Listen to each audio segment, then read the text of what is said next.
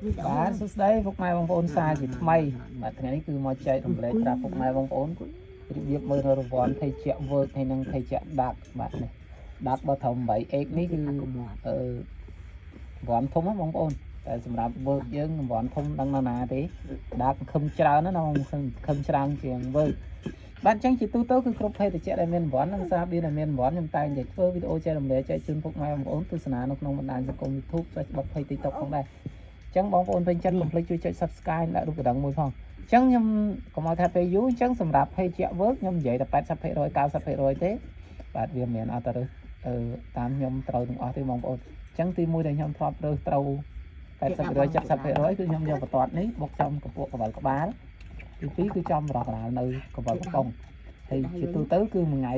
ភាសាមួយកំប៉ុងសម្រាប់ខ្ញុំណាចឹងសម្រាប់ដាក់យើងយូរបានធ្វើវីដេអូមួយដែរគឺរើសដូចឲ្យចាក់វើកដែរបងប្អូននេះបន្ទាត់នេះបុកចំកពក់កវលក្បាលដែរទី2គឺចំក្រៅអញ្ចឹងខ្ញុំនិយាយតែ 70% 80% ដូចគ្នាអញ្ចឹងសម្រាប់ទីកំប៉ុងនេះបើមិនត្រូវមួយគឺត្រូវទាំងពីរណាបងប្អូនវាមិនអាចខុសទាំងពីរបងប្អូនគោលការណ៍រើសមកចាបងប្អូនแล้วកោះជាមួយខ្ញុំអស់គ្នាអញ្ចឹងបើយើងកោះមកមានចកំកគឺត្រូវឲ្យសម្រាប់ឲ្យចាក់វើកនេះឥឡូវគឺត្រូវហើយបងប្អូននេះចឹងយើងខំរន់ធំទៅបើមិនមកឡាគឺមកកំប៉ុងតែប៉ុណ្ណឹង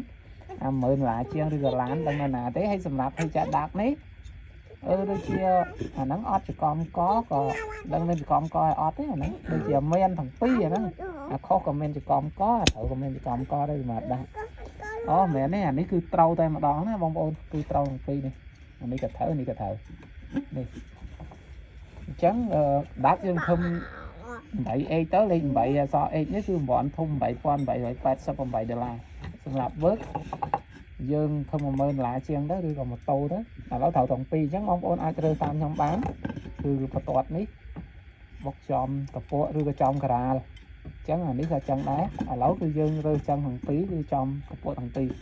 អុតជាមួយខ្ញុំអស់គ្នាអុត work មុននេះវាត្រូវណាត្រូវ1ឡាឬក៏ត្រូវ1កំប៉ុងនោះគឺត្រូវមកកំប៉ុងអញ្ចឹងដាក់យើងខំ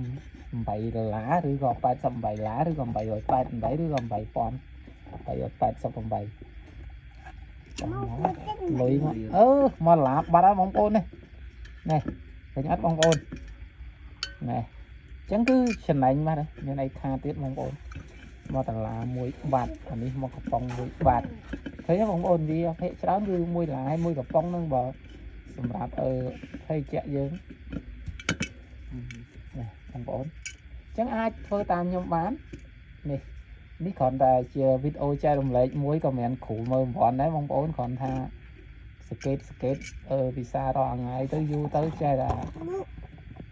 រើសចឹងមកណាបងប្អូនអរគុណមែនទែនសម្រាប់ការតាមដានបាទកុំភ្លេចចុច Subscribe និងដាក់រូបកណ្ដឹងមួយផងជួបគ្នានៅវីដេអូក្រោយ